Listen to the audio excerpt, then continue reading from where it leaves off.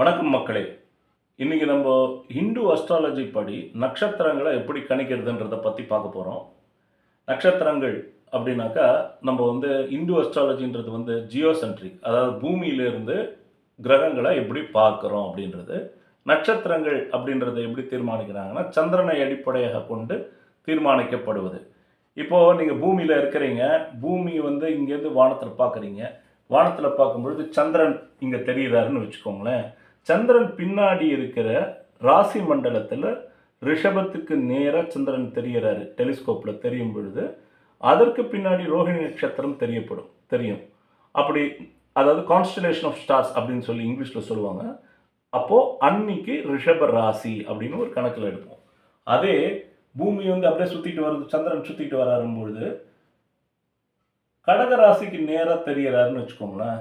அதுக்கு பின்னாடி பூச நட்சத்திரம் இருக்குது அப்படின்னாக்கா அன்றைக்கு பூச நட்சத்திரம் அப்படின்னு சொல்லிட்டு நம்ம ஒரு கணக்கு எடுப்போம். இப்போது அதே மகர ராசிக்கு ஏற்ற மாதிரி சந்திரன் தெரிகிறாரு அப்படின்னாக்கா மகரத்துக்கு பின்னாடி உங்களுக்கு திருவோண நட்சத்திரம் தெரியுது, அதாவது கான்ஸ்டலேஷன் ஆஃப் ஸ்டார்ஸ் தெரியுது அப்படின்னாக்கா அப்போது அன்றைக்கி திருவோண நட்சத்திரம் அப்படின்னு கணக்கில் எடுப்போம்.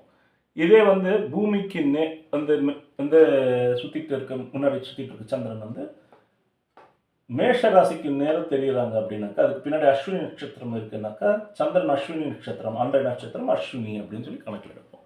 இப்படி தாங்க எடுக்கிறோம். இது பிடிச்சிருந்ததுன்னா சப்ஸ்கிரைப் பண்ணுங்கள், ஷேர் பண்ணுங்கள், லைக் பண்ணுங்கள். நன்றிங்க.